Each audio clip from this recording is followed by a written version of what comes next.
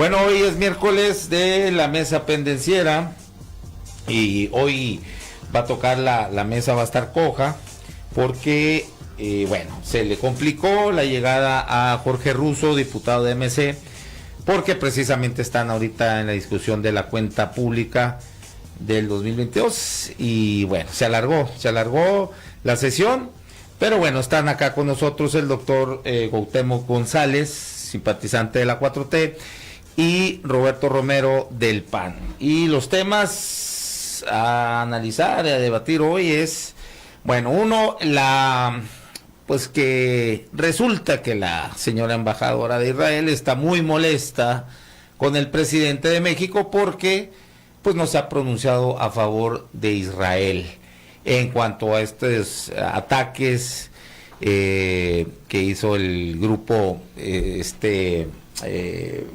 pues es una asociación terrorista, Hamas,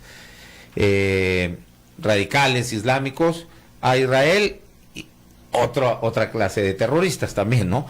Y bueno, ahí está controversia, pero bueno, la pregunta es si el presidente tendría por qué pronunciarse a favor de Israel, ¿no? Bueno, dicen, oye, ¿cómo no? Pues si el ataque, mira, a los terroristas islámicos, bueno, eso lo hace a diario Israel con la Franja de Gaza, por supuesto. Y esto es sin justificar, por supuesto, porque jamás se pueden justificar los ataques terroristas donde pierden la vida civiles que no tienen nada que ver, ciudadanos de a pie, pero es cosecha del propio producto de los israelitas, de cómo les vale madre lo que se acuerda en la ONU, violan todo derecho internacional y los asentamientos que tienen ahí en la Franja de Gaza de manera ilegal,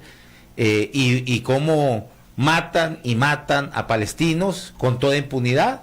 Bueno, pues ahí viene una respuesta, ¿no? Después de miles de los israelitas. Insisto, esto no es justificable, por supuesto. Es lamentable, vimos imágenes ahí muy crueles y cruentas, como en un festival de música que había ahí en Israel, cómo llegaron estos terroristas de Hamas y bueno, masacraron ahí a cientos de jóvenes que estaban disfrutando de la música, se llevaron a otros, en fin, eso jamás va a ser justificable, pero que Israel se quiera pasar ahora por víctima, por favor. Pero bueno, eso vamos a estar, es uno de los temas. Y el otro tema será a 2 años del gobierno de Alfonso Durazo acá en Sonora.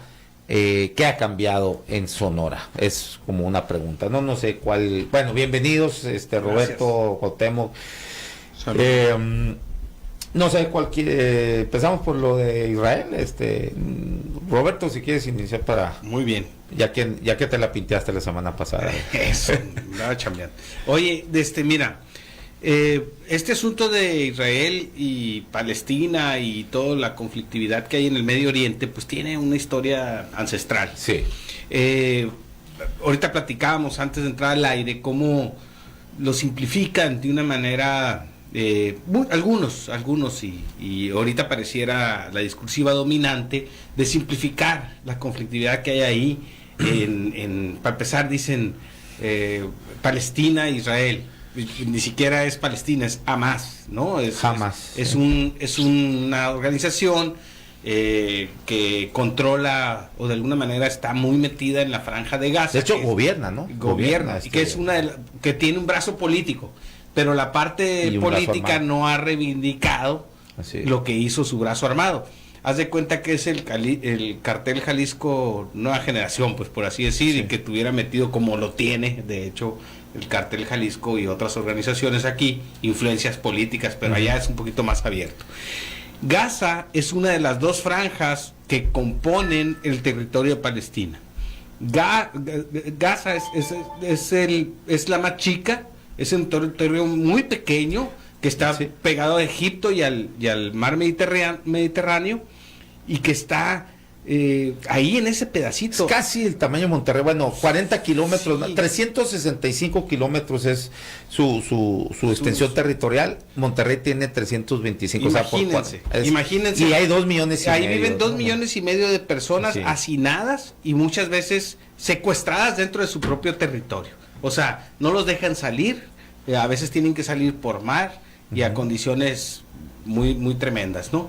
Entonces, típicamente Israel los tiene asediados por años. Israel, porque se dice, pues, vamos a decir, propietario legítimo de esas tierras. Sí.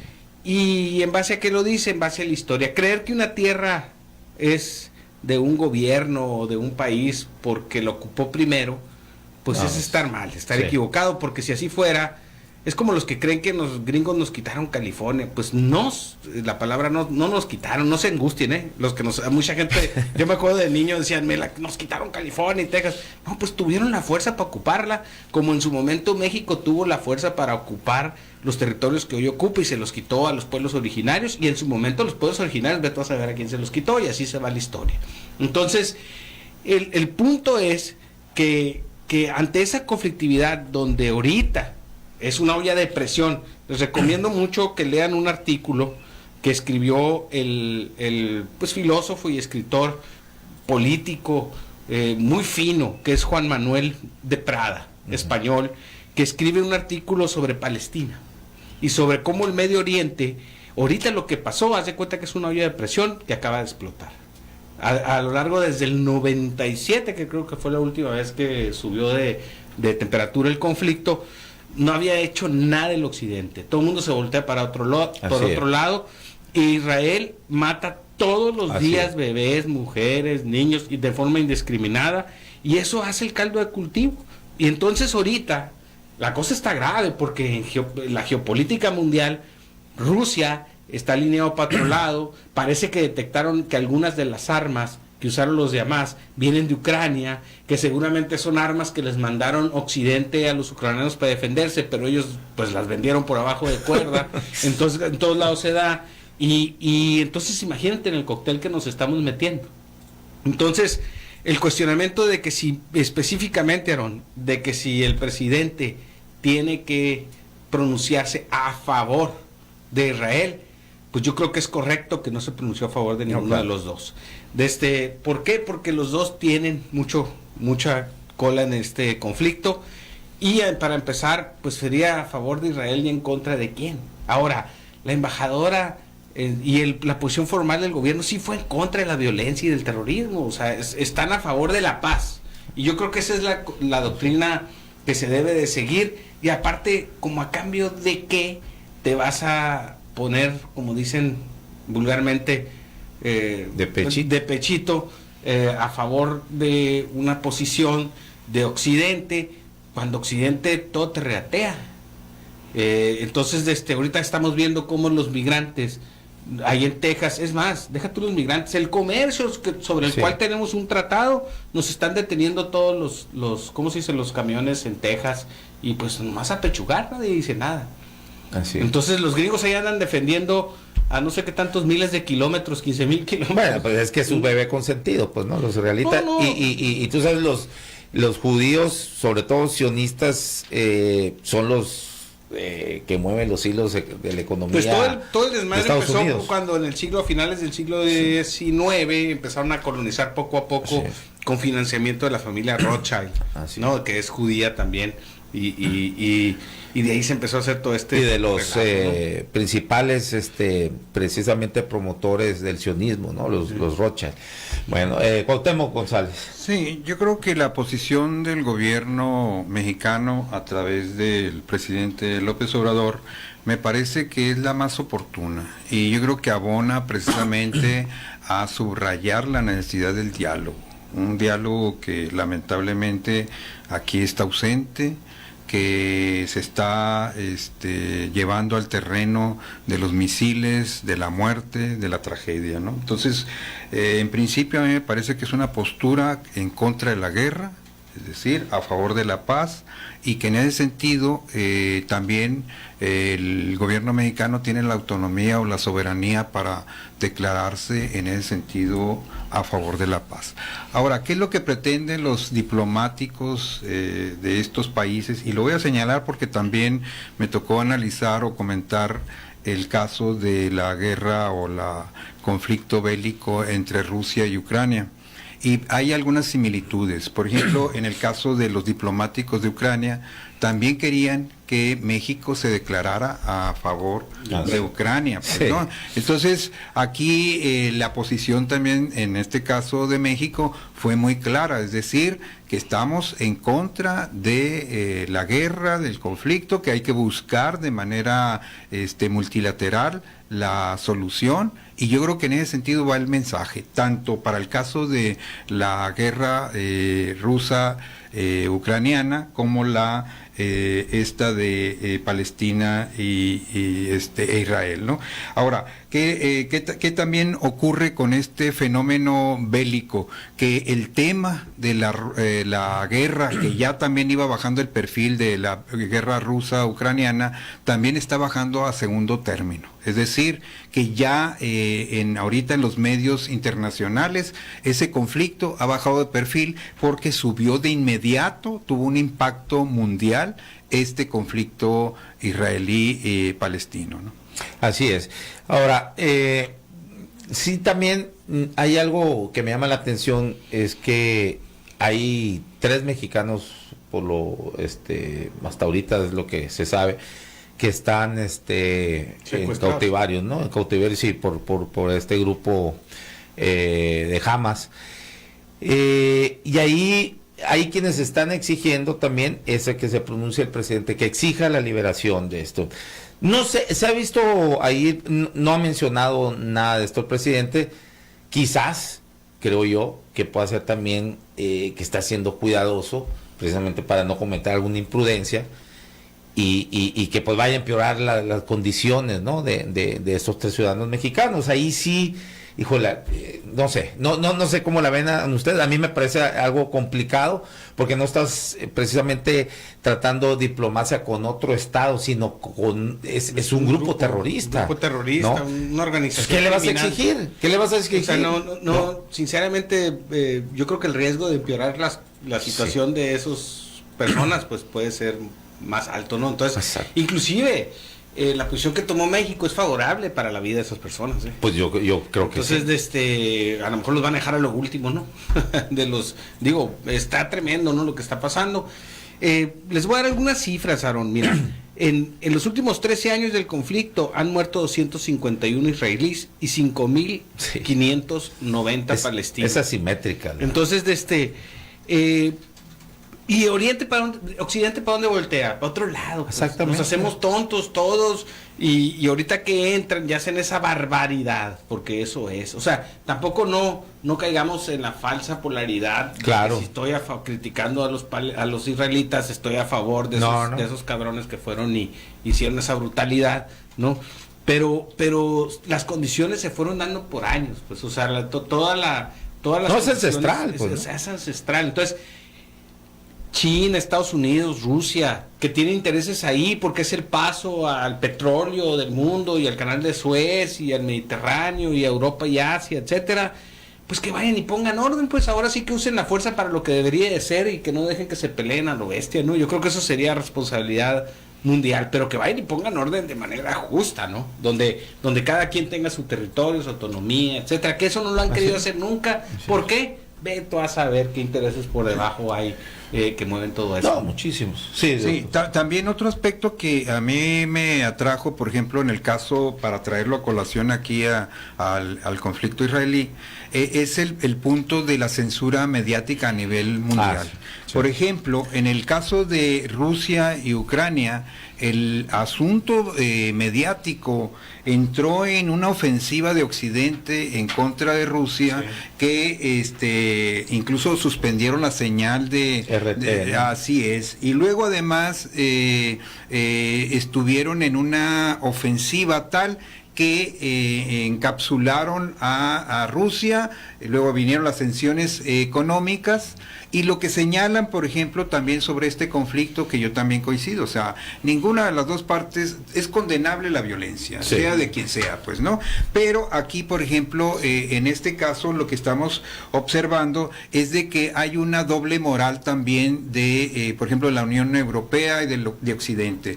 En el caso, por ejemplo, de Rusia, que están señalando que, por ejemplo, cometió la invasión, que hizo todo esto, en este caso particular fueron de los palestinos de Hamas a Israel, pero en última instancia lo que está ocurriendo es que muchas de las cosas que atribuyen a Rusia no se las atribuyen a Israel, que es un estado, no es un grupo, es un estado, y que no está teniendo represalias a través del tiempo, o sea, me estoy refiriendo históricamente. Entonces ahí donde se ve la doble moral o el doble rasero con que se está tratando, por ejemplo, este conflicto. Y vuelvo, por ejemplo, para el caso de los, por ejemplo, Twitter, Facebook, etcétera, que incluso plantearon que prohibían el que se hubiera información a favor de... por ejemplo, en el caso de Rusia. Y aquí está ocurriendo también que hay presiones, por ejemplo, para Twitter o X,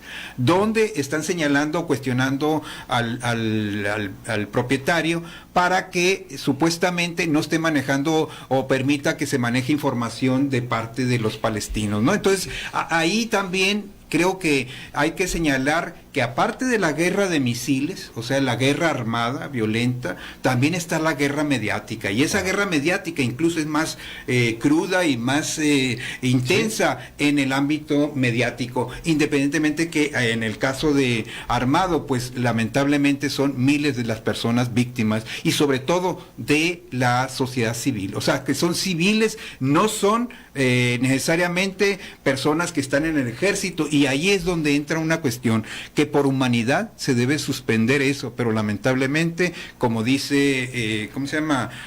Un legislador estadounidense, en el caso de las guerras, la primera víctima es la verdad. Sí. Entonces, ahí tienen, ahí lo que decía Cuauhtémoc tiene mucha razón, y a ese le voy a agregar otro dato.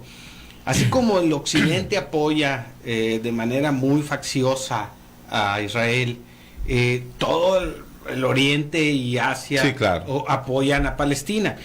Hay un informador ahí, que de esos independientes, periodista, que se llama Alan McLeod, que también lo voy a retitular para el que le interese, que nos esté escuchando, que nos sigue por ahí en una cuenta, donde reporta manifestaciones masivas en Teherán, en Bagdad, en todo el Oriente, pero también en Chicago, en Nueva York. ¿Por qué? Porque en contra del sionismo, ¿no?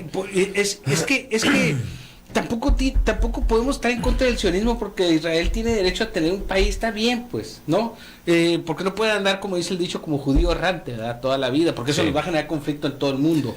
Pero lo que está mal es que creamos que así es la visión del mundo. Entonces está cocinando algo que cuidadito, cuidadito, como dice el escrito que ahorita les leía, pues está sirviéndose la guerra para la mesa para la Tercera Guerra Mundial, y la culpa la tendrá Occidente, que voltea para otro lado. Sí, pero el problema, Roberto, con el sionismo es que el sionismo pretende, bueno, ya lo hizo, instaurar un estado y donde solamente para empezar en cuestiones de que también tiene que ver lo religioso, sea la única religión la judía. Antes de que, cuando era Palestina, ese territorio, el de Israel, convivían tres religiones, la islámica, la cristiana y judíos, y eran mayor proporción todavía los judíos y una pequeña porción de cristianos, y estaban en absoluta calma, no había ningún entonces cuando el sionismo en 1948, que Inglaterra, después de la Primera Guerra Mundial, Inglaterra era el que controlaba ese territorio, ya después de la Segunda Guerra Mundial, en 1948, le cede por presiones del sionismo, que también actuaban de manera con terrorismo, pues algunas bombas ponían en cuarteles, en mini embajadas, ministras británicas, a manera de presión para que les cedieran el territorio. Y además estaba la presión económica también, muy metido ahí la familia que mencionaste, los Rothschild, que han sido millonarios también milenariamente, ¿no? Sí. Desde los primeros banqueros, ¿no? De esa familia. Entonces, ese es el problema con el sionismo, ¿no? Que el sionismo trata de acaparar todo el territorio y lo ha hecho, ¿no? A los palestinos. De hecho, los ha estado obligando a esa franja. El Estado original, vamos a decir, el territorio original que se le asignó a Israel, creció con pretexto de la guerra, creo, del 67, ¿no? Sí. Entonces ahí creció bastante. Y fue cuando hicieron muy chiquita la franja de Gaza. Y cada vez la hacen más chica. Y la otra parte de acá, que se me olvida siempre cómo se llama, se amplió, ¿no? Y ocuparon territorios y ya nunca los devolvieron. El tema es, yo lo que digo es, ¿tienen derecho a tener un país? Los israelitas, sí, claro. Yo creo que sí. Lo que no tenemos derecho los demás es opinar de una forma tan desinformada. Yo recomiendo, hay que meternos a leer la otra parte.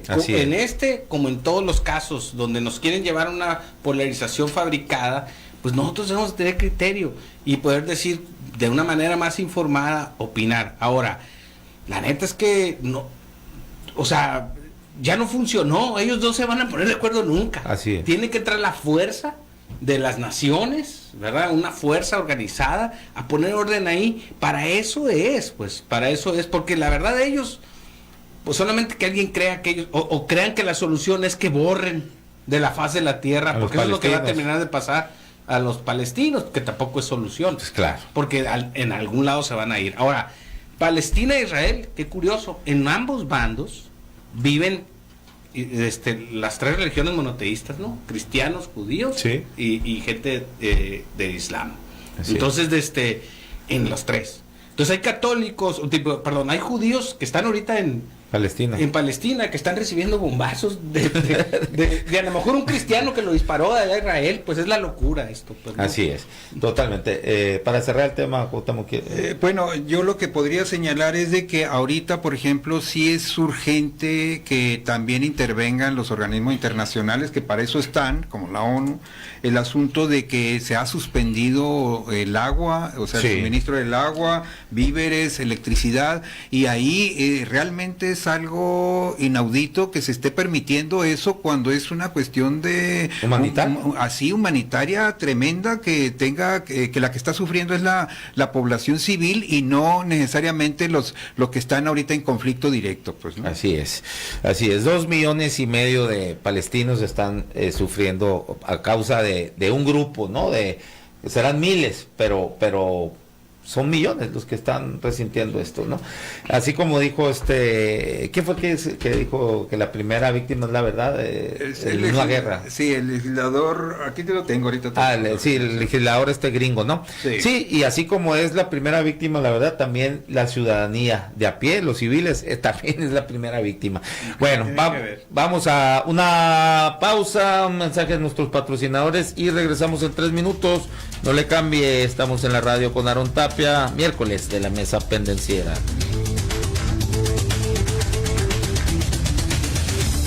Zoom 95. Zoom 95. Radio local. Ya estamos de vuelta en la radio con Aarón Tapia. No son relaciones públicas, es periodismo sin tapujos ni mordazas. Dice... Bueno, ya estaba dando lata Javier Alcaraz, le mandamos saludos aquí. Ya son las 2, ¿qué pasa? Bueno, aquí esperando. Dice Jonathan Uriés, los judíos controlan la política externa de Estados Unidos, de hecho controlan todo el gobierno de Estados Unidos. Son dueños de todos los medios de comunicación masivos y hay hay que estar pendiente a la propaganda que están sacando. No, es un nado sincronizado mundial lo que hay, ¿no? Porque también hemos visto aquí cómo se ha estado replicando también en los medios, pues pobrecito, los judíos, los israelitas son las víctimas, en fin, y criticando al presidente por esa supuesta tibieza, ¿no? Yo creo que más bien fuera tibio si se hubiera pronunciado a favor de Israel. Pero bueno, vamos, ahorita sigo leyendo más comentarios.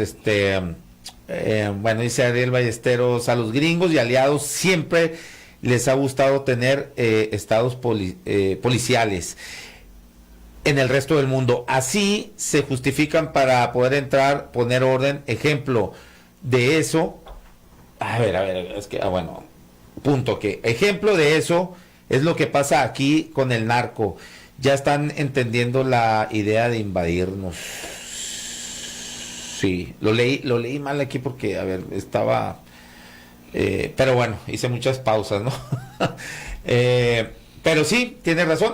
Sí, ahora están ahí los congresistas, pues chingando la borrega de que hay que invadir México porque esa amenaza para el Estado que son los narcos, hijos de la chica, o sea, pura hipocresía, pues sí, o sea, ellos mismos alimentan todo esto. La DEA, viéndolo en términos así, si nos queremos ver muy ingenuos, porque la DEA se supone que ¿cuál es el objetivo de la DEA? Que no estén las drogas, ¿no? En las calles, en que no haya... Y conforme ha crecido esta agencia, conforme se le ha estado dando cada vez más recursos, pues hay más drogadicción, hay más drogas en las calles, hay más drogas, digo, hablando en Estados Unidos, pues, ¿no? Y entonces quieren venir a darnos aquí, a decir que la solución es que vengan a poner orden aquí, o sea, a los proveedores, ¿no? Que ya tienen proveedores allá también, pero bueno, háganse loquitos. Pero bueno, 2 años de gobierno de Alfonso Durazo, pues bueno, hubo muchas promesas. Es un discurso que venía acorde al del presidente, de una transformación, de cambiar, incluso aquí el gobernador Alfonso Durazo, cuando era candidato, lo decía abiertamente, en que ya basta con ese binomio, y los mencionaba, Beltrones, Ricardo Mazón, que habían acaparado la economía y por ende la política del Estado, y eso había provocado pues un atraso, el que se haya concentrado la riqueza en pocas manos, y bueno, y venía a darle al traste con todo esto. Esa era una de las cuestiones, ¿no? Y además, bueno, hay muchos proyectos.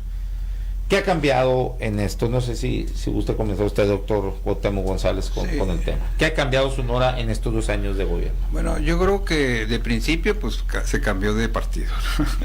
Es decir, veníamos de un gobierno anterior del PRI, que era el PAN, y luego el PRI con Claudia Pavlovich, y también entra Morena en coalición, ¿no? Ahí yo creo que ya se abre una cuestión de percepción en el que ya no están los mismos, en aquel momento se decía, los mismos de antes, ¿no? Entonces, los colores, ¿no? Pero sí, hay muchos que están, que migraron para acá. Yo me refiero a lo que se decía en la campaña y cómo se planteó, ¿no? Luego, ¿qué es lo que ocurre ya entrando como gobierno? Yo creo que aquí en la campaña se planteaba algo que a mí me parece que cuajó un tanto en el imaginario social, que se decía que al ser el candidato en aquel tiempo, Alfonso Durazo, igual que el mismo partido del presidente, que podía haber esa sinergia y esa posibilidad de que Sonora le fuera mejor. Entonces, en esa tesitura creo que algo sí ha cambiado. Por ejemplo, creo que ahí hay una cuestión que sí se nota o se percibe, la cuestión de mayor capacidad de gestión. Es decir, que ha habido proyectos que estamos teniendo en la actualidad, por ejemplo, lo que mencionabas tú, estos proyectos detonadores de la economía regional, por ejemplo, en el caso de Guaymas, Empalme, donde hay una ampliación de la carretera de Chihuahua a Guaymas, ¿no? Donde va a conectar con todo lo que es para el estado de Chihuahua y todo lo de la sierra, ¿no? Entonces, ese es un proyecto detonador. Además, se está ampliando el puerto de Guaymas para cumplir una función en términos de esto de la relocalización de las grandes inversiones de grandes consorcios o corporaciones, ¿no? Luego también la garita de Nogales, ¿no? Y esto me parece que también abona el asunto esto de los proyectos que... La garita de Nogales, ¿cuál? Que se está planteando, por ejemplo, el que se pueda tener más agilidad y que mover, por ejemplo, la que haya crecimiento, o sea, que haya más... No, la espuela del ferrocarril, okay, que en la actualidad está... Que se mueva las vías. Así es, y que facilite la circulación ágil. Entonces ya tiene que ver más con los queridos vecinos. Sí, ¿no? pero ya hay acercamientos y ya hay la posibilidad de concretizarlo, al menos por parte de México, y en el caso de allá se está viendo la cuestión de las anuencias y todo lo que implica de estrategia binacional, ¿no? Luego también está el otro proyecto que es la planta fotovoltaica en Puerto Peñasco, que costará 1.611 millones de dólares, y también donde ya se invirtieron 124 millones de dólares, una planta de licuefacción de la México Pacific Limited por 13,000 millones de dólares. Ese viene desde el sexenio, ese es del sexenio pasado, ¿no? Sí. Ya se va a terminar de concretar, pero así es. Pero esto como parte de todo un proyecto que yo ya veo más sistemático en términos de detonar la economía Sonora, ¿no? Entonces, ¿por qué lo estoy señalando? Bueno, porque una de las cosas que se planteaba del anterior gobierno, en este caso de la priista Claudia Pavlovich, era precisamente qué obras tenemos en Sonora que sean magnas, que hayan repercutido en la economía, pero también en la sociedad e incluso en términos de una economía regional que está muy vinculada, por ejemplo, en este caso a Estados Unidos. Y yo creo que sí se percibe eso, una mayor capacidad de gestión en términos de grandes proyectos que están focalizados en distintas partes del territorio sonorense. Expriista, ¿no? Sí, le expulsaron, ¿no? Pavlovich, por aceptar el cargo, hoy funcionario precisamente de la 4T. No lo sé, pero sí, creo que la expulsaron, sí. Pues se reportó ella muy... La anunció en este caso la dirigencia nacional del... Sí. La reportaron a ella muy preocupada, deprimida, allá en la Rampla de Barcelona.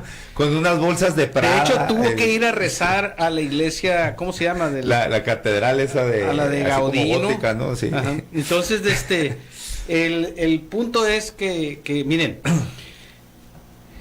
Alfonso Durazo y su partido político y su equipo político de Morena ofrecieron un gobierno diferente.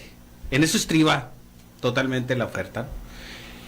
Hay cosas que sí veo que son diferentes y hay cosas que veo que son iguales o similares. Diferente veo, en principio, que el mismo que ves ahí todos los días, ¿no? En la radio, la tele, en las redes sociales, es el que manda. Y eso es muy importante porque tenemos un gobernador. Presidente, dices. Un gobernador y un gerente, ¿no? Okay. Es muy importante eso, ¿no? Y si alguien quiere invertir en algo, hasta donde yo he sabido, en el ámbito económico, deportivo, lo que sea, no tienes que ir a besarle la mano a otra familia por ahí o a un cacique por allá, etcétera, ¿no? Y eso inyecta per se otro ambiente, sí, otra dinámica. El otro asunto que yo veo que va poco a poco agarrando orden con lo, vamos a decir, lo difícil que es ese tema, y son temas de que si lo tocas te manchas, o sea, mejor no mencionarlo, es el tema de la seguridad. En los últimos 4 meses se ha observado una disminución bastante, que si se conserva esa tendencia en los próximos meses, le va a haber pegado el clavo al principal problema del Estado, y con eso van a caer muchos otros problemas, ¿no? Mi respeto si lo logran controlar. Y de mi parte personal, yo siempre lo voy a reconocer, porque antes Claudia Pavlovich entregó el Estado con 76 homicidios por cada 100,000 habitantes al mes, y ahorita está en 40. Alguien va a decir, son 40 asesinatos, son 43, 44. Son 40, son muchos. Pues sí, pues está bajando. Pero es un porcentaje, pues casi una tercera parte menos, ¿no? O más. La verdad es que si lo logran esto, hacer tendencia, yo como ciudadano voy a estar muy agradecido independientemente del partido en el que milite. Y esas son las cosas en las que yo veo que sí ha sido diferente con respecto a su antecesor. ¿En qué cosas han sido muy similares? El control mediático.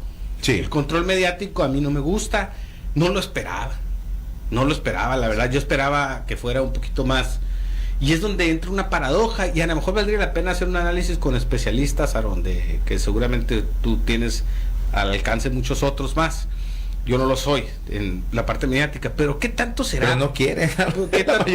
¿Qué tanto será porque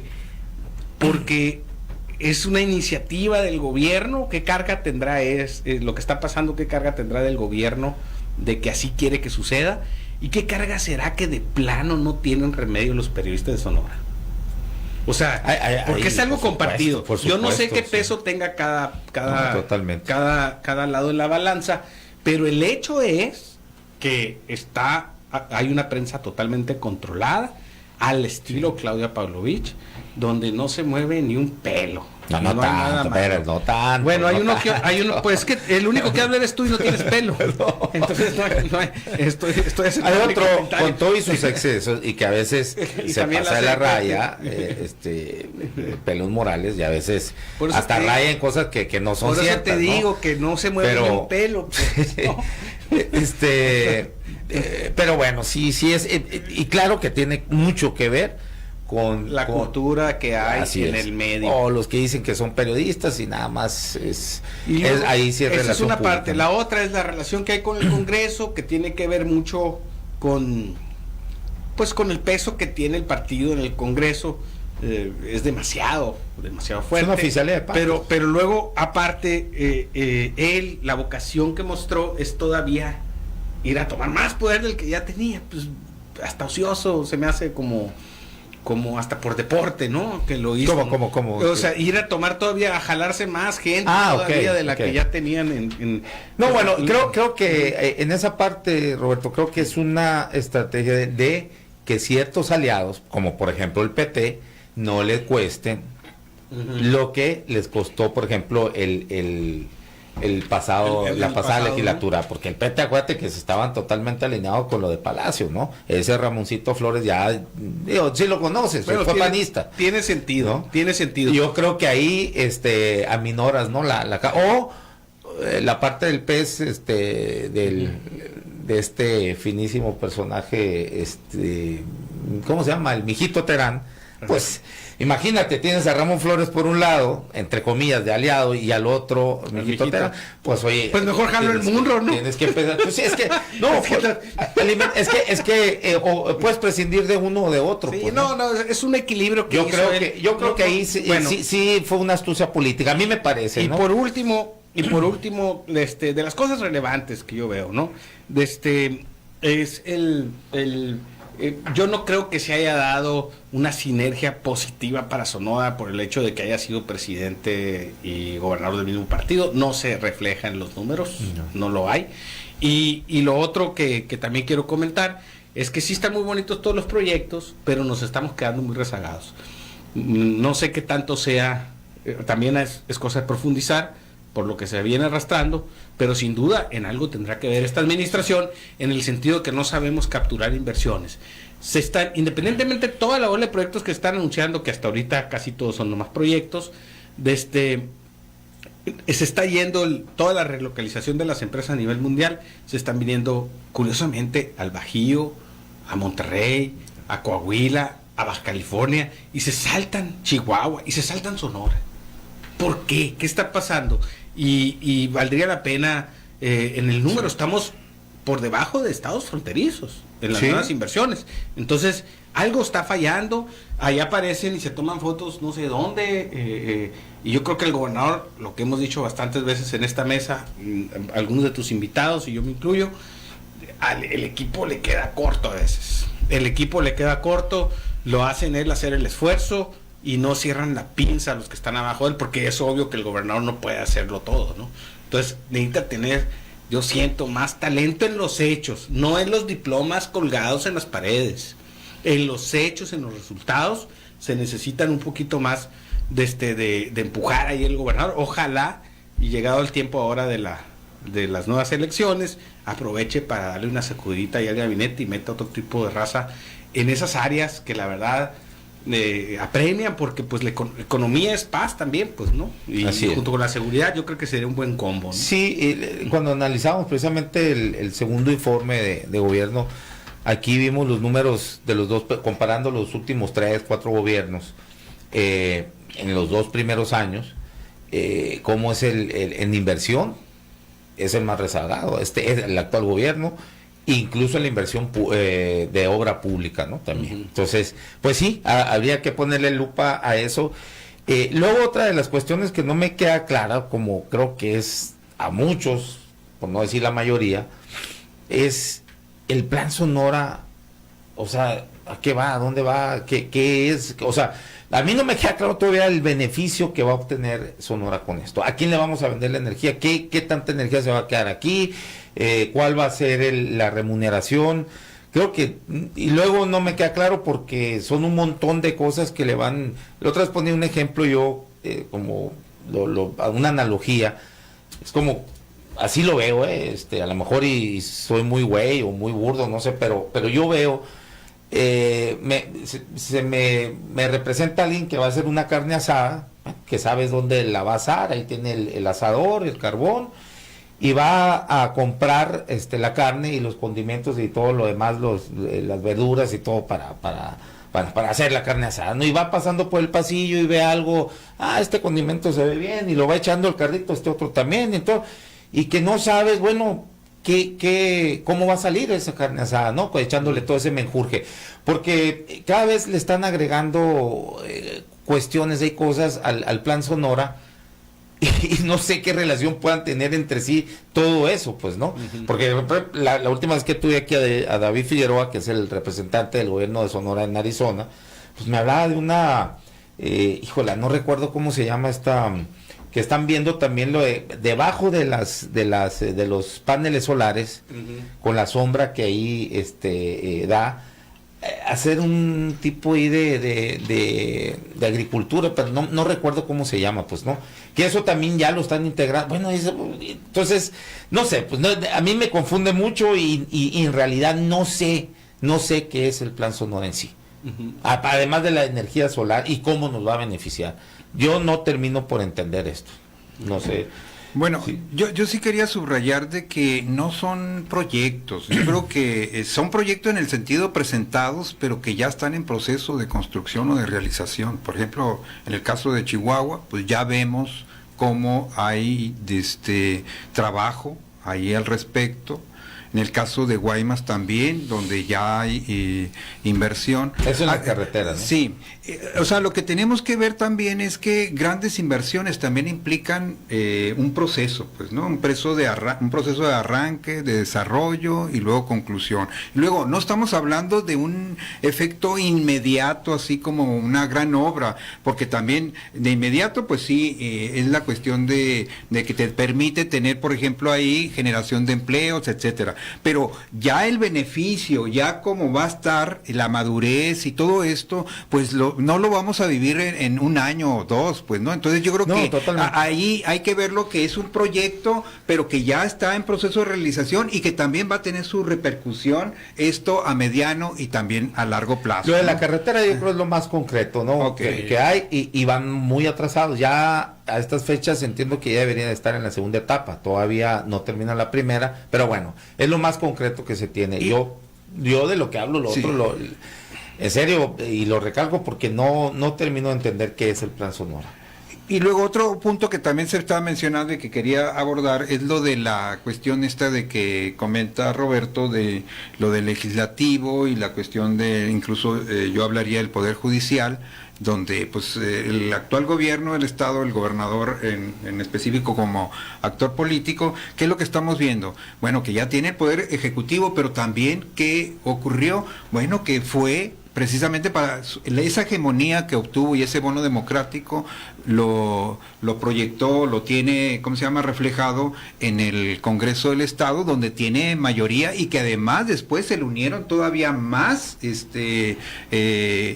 diputados que salieron de otras, ¿cómo se dice?, expresiones políticas, ¿no? Y en ese sentido creo que cuando hablamos de la cuestión política hay que hablar de la hegemonía, ¿no? Y yo creo que aquí hay una hegemonía que sí es notoria, es decir, hay una hegemonía, por ejemplo, en términos del gobernador y de su partido, en el caso concreto del Congreso del Estado, y también reflejado, querrámoslo o no, en el sentido del Poder Judicial. No, son parte de las facultades de ambos, ¿no? Así es. Entonces, por eso a mí me parece ahí que... nomás contamos que sí hay un desequilibrio muy, muy canijo entre lo que votó la gente y esa hegemonía. Es decir, un poquito menos del 60% de los votos los tuvo Morena, ¿no? Inclusive en algunos lugares menos del 50%. Y, no, en total fue menos del 50%. Menos del 50%, y tiene el control total de todo. O sea, o está mal. No, perdón, fue 52. Bueno, el gobernador, pues, ¿no? Nada más que la menos de la mitad votó. Sí, entonces, sin ningún contrapeso, pues cuando hay expresiones, ciudadanos que están votando. Sí, por ejemplo, el caso de las priistas, ¿no? El caso de las priistas, sí, ¿cómo se llama? Eli Sayar y Karina Zárate, que son distritos plenamente identificados como anti-4T, ¿no? Sí. Y votan por ellos. Y no me van a decir que por convicción se fueron a Morena, fueron otras cosas. Y lo mismo Kiko Munro, ¿no? Que bueno, llegó como pluri, pero bueno, aunque no lo quieran ver así, los pluris de alguna u otra manera también son votados. Pues y no de los que se fueron a Movimiento Ciudadano, ¿no? También. Esa es la los dos pluris del PRI que se van a Movimiento Ciudadano. Entonces, ahí la verdad es que sí hay un desequilibrio entre lo que la gente viene manifestando el día de la elección y cómo se compone al final el gobierno. O sea, hay una o sea, no está equiparable, pues, ¿no? Entonces sí, eso tendría que arreglarse, y yo esperaría, y esperaba inclusive, y sigo esperando, ¿no?, que Alfonso Durazo, yo le veía otra vocación, inclusive entró con el pie derecho, dando para atrás las reformas constitucionales excesivas que había hecho Claudia Pavlovich, socavando el poder legislativo y transfiriéndoselo al ejecutivo. Se quitó poder para dárselo al ejecutivo, al legislativo, inclusive también al sí, porque no lo no lo necesitaban. No, o sea, digo, está bien, qué bueno que lo hizo, que devolvió. Pero él se la está jugando en el sentido de que en su segundo periodo electoral, pues a lo mejor las cosas pueden cambiar y él pudo haberse quedado con ese segurito, ¿verdad? Entonces, ahí es de reconocerse esa parte. Pero sí, yo creo que él también reconocía, yo creía que por eso iba a conducirse de otra forma la política interna, pues, ¿no? Así es.